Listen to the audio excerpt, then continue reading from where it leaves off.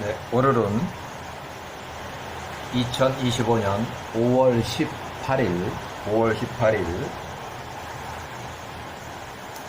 오후 4시 9분. 바깥에는 지금 비가 소나기가 심하게 내리면서 큰 비가 내리고 있어요. 일요일 오후 4시에요. 오후 4시. 요셉이 이집트 파라오의 꿈을 해석하다. 그래서 때는 1665년. 자, 26절. 통치자 왕이 보니 애굽의 모든 현인들과 마술사들 가운데 어느 누구도 왕 파라오에게 정확하게 말하지 못하더라. 이에 왕의 진노가 점화되었고 그의 노가 그 안에서 불이 붙었다. 이에 통치자 왕이 그 모든 현인들과 마술사들에게 그 앞에서 나가라고 명하니 그들 모두가 부끄러움과 불명예 가운데 통치자 왕으로부터 밖으로 나갔다. 파라오 왕이 선언문을 지시하며 이제 포고령을 내리는 거예요. 애굽에 있는 모든 마술사들을 다 죽이라고 하였다. 그들 중 한 사람도 살지 못하게 함이었다. 그 후에 통치자 왕에게 속한 시위대장들이 일어나서 각인이 각자의 칼을 들고 애굽의 마술사들과 현인들을 치기 시작하였다. 이 메롯을 이제 한 사건을 얘기하는 거예요. 이 메롯, 통치자 왕에게 속한 시위대장들이 일어나서 각인이 각자의 칼을 들고 애굽의 마술사들과 현인들을 모두 죽이기 시작하는 그 사건. 자, 이 메롯 후에 그 포고문이에요. 이후에 통치자 왕의 수장, 술 맡은 집사가 왕 앞에 나가서 절하고 그 앞에 엎드려 앉았다.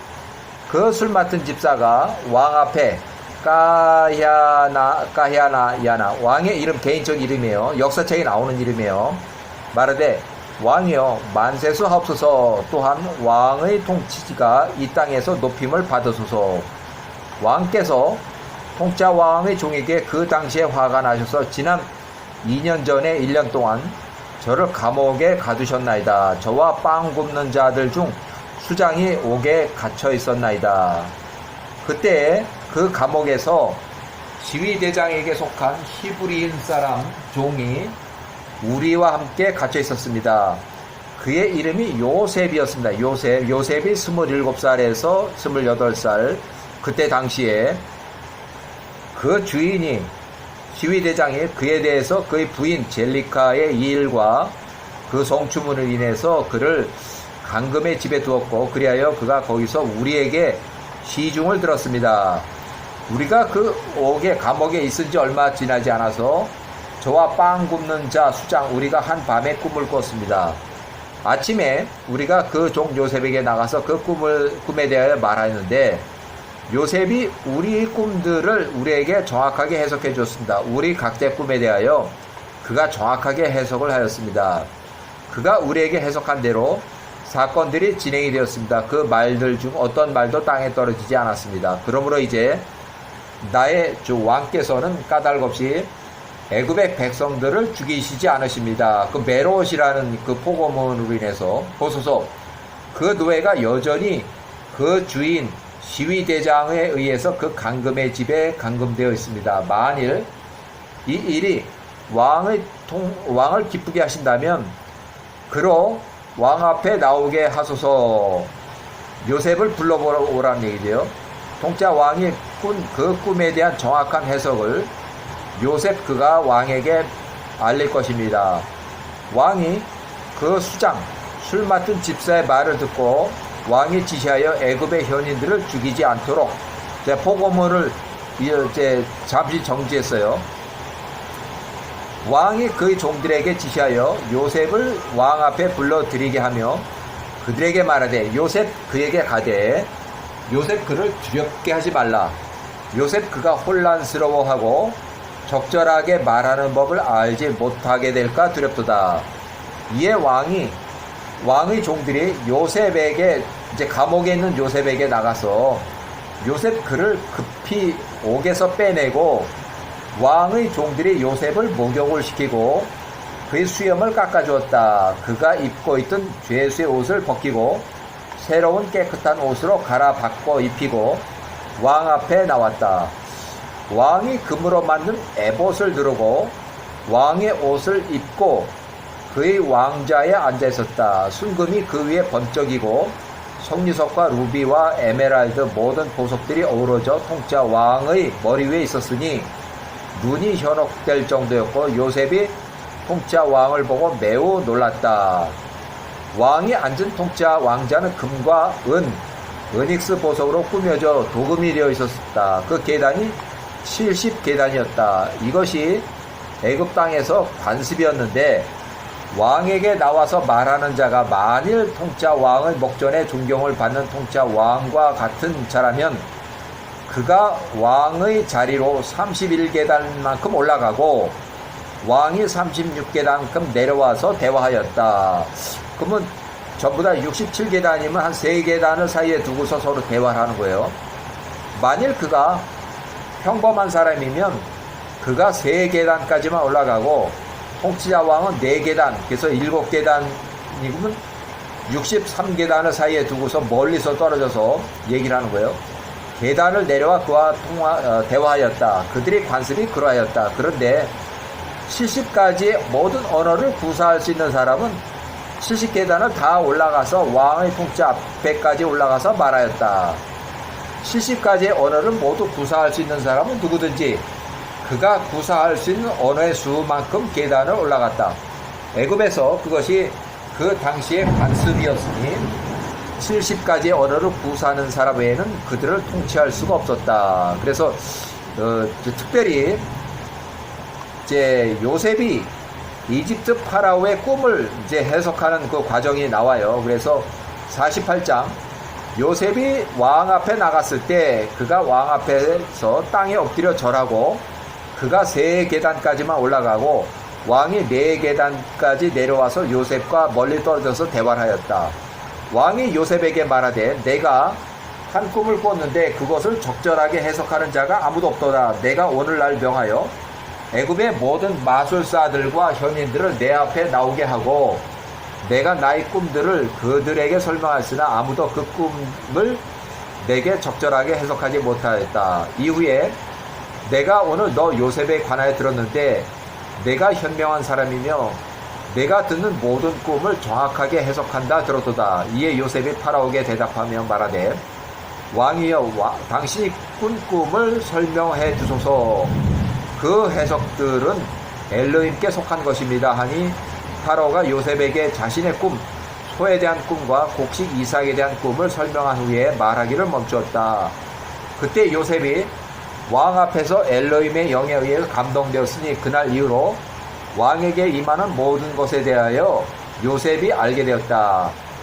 왕의 꿈에 대한 적절한 해석을 알게 되었고 요셉이 통짜 왕 앞에서 말을 하였다. 요셉이 왕의 목전에 은혜를 입었으니 왕이 그의 귀와 그의 마음을 기울이고 요셉이 하는 모든 말을 들었다. 요셉이 왕에게 말하되 그 꿈들이 2개의 서로 다른 꿈이라고 생각하지 마소서. 그것은 단지 하나의 꿈입니다. 엘로힘께서 이 땅에 걸쳐서 행하기로 선택하신 일을 왕의 꿈을 통하여 왕에게 보이신 것입니다. 이것이 왕의 꿈에 대한 적절한 해석입니다.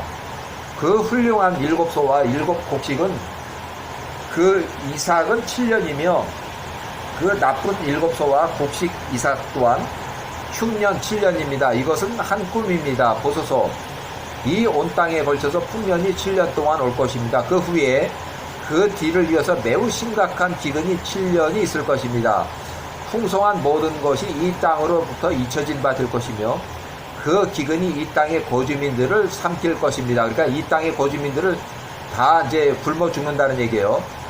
왕이 한 꿈을 꾼 것인데 그 꿈이 왕에게 반복이 된 것입니다. 그러므로 이 일이 엘로힘에 의해서 세워진 것이며 엘로힘께서 그것을 곧 시행하시길 것이기 때문입니다. 그러므로 이제 제가 왕께 조언을 할 것이니 그 기근의 폐해로부터 이 땅의 거주민들의 영혼과 왕의 영혼을 구하소서. 왕의 나라에서 통치의 모든 업무를 잘 아는 매우 신중하고 현명한 한 사람을 찾으시고 그로 애굽의 땅을 관리하도록 새로운 총리를 임하소서.